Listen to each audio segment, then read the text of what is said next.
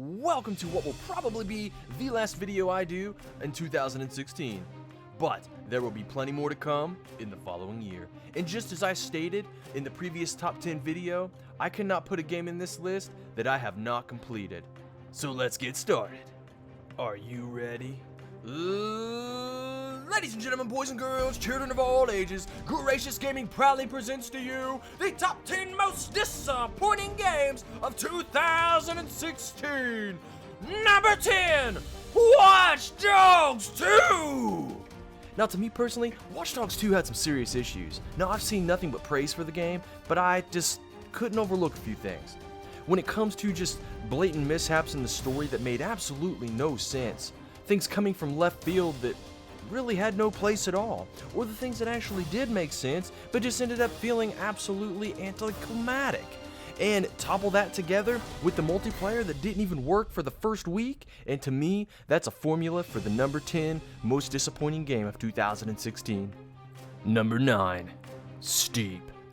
Steep had so much potential, and I loved playing this game in the beta, and that's why I give it my number 9 slot. When I like a game more in the beta than I do when the thing actually releases, to me that is a major disappointment.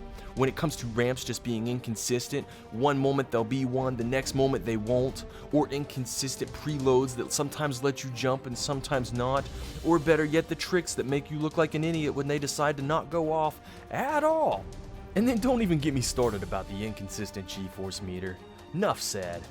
Number 8, WWE 2K17. I've wanted for so long for these games to be good and just take after a good old-fashioned RPG, because hey, that's what wrestling is, right? Fake, scripted, and there for your entertainment. And one of these days, these games are gonna click. But unfortunately, it is not this one. It has all the parts to make a great game, but it just falls short where it really matters, especially in my career. With the alliances not really making any sense at all, the announcers saying crap that's just in the wrong scenario, every match is apparently epic, even when you're a nobody in the NXT. And then having to use your currency to purchase moves that you don't even really want to use, but you're limited to because they all have their own individual freaking grade that you have to use because you want more stars so you could rise up in the freaking belt rankings. And it takes you 20 matches of fighting the same person, even though you beat the champion 10 times, you're not gonna get a number 1 contender slot. It doesn't matter. You have to get so many fans just to get the stupid title shot. Number 7, Mafia 3.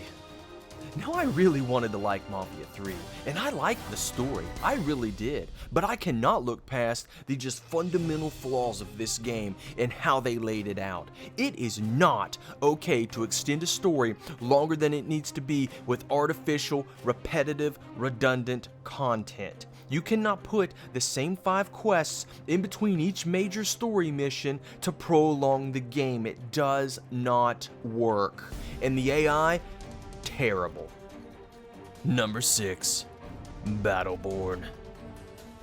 Battleborn brought to the table the spongiest bosses known to man, and the multiplayer that was just Frankenstein 10 Ways to Sunday, not really knowing what the crap to call this game. It's like it wanted to try to be Overwatch as a MOBA. Number 5, Werewolves Within. Now, Werewolves Within is actually a fun game to have with a group of friends. I'm not gonna lie, I did enjoy this game, just like I said in my review, but the reason it's in this list as a most disappointing game is because of the bugs that it released with. If a game is not ready to release, do not release it. Please. You cannot release a game that has a bug that keeps you from playing the game half the time and it just be okay. Number 4, Dragon Ball Xenoverse 2. Dragon Ball Xenoverse 2 really got under my skin. I felt like I bought the same game twice. I got absolutely duped. And really, at some times it was the same game. In the story mode, there was times where it was the same map, same scenarios, same fights, just with one little minor thing added. And that is not okay. That is lazy. And even better, toward the end of the story, having a quest thrown in there that forces you to do 15 side quests, just to extend it for no reason at all. Number 3, The Division. The Division was another scenario where I enjoyed the beta more so than the actual game when it released. It was changes to the Dark Zone and the absolutely repetitive, just like Mafia III, same quests over and over and over until you can do another dungeon, which gives you a tremendous amount of experience to help you level up to max level. To me, it just got so old and redundant. But I have had my friends tell me that they've made some good changes to this game, so I've honestly thought about giving it another try, especially with the recent patches and the survival DLC that came out.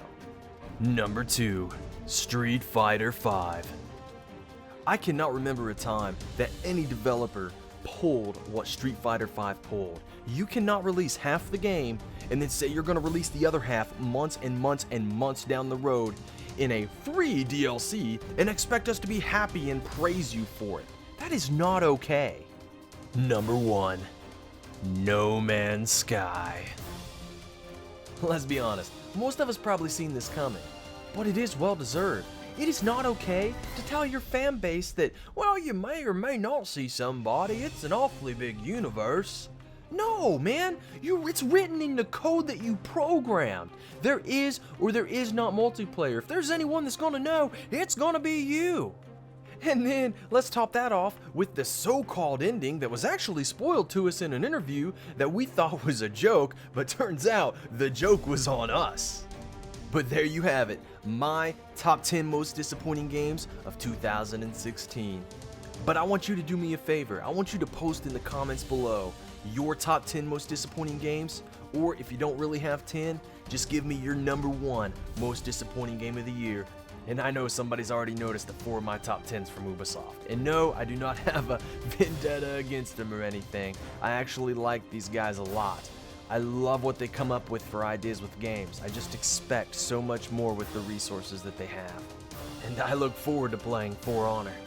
And until 2017, you all take care, have a happy new year, and always remember, game with grace.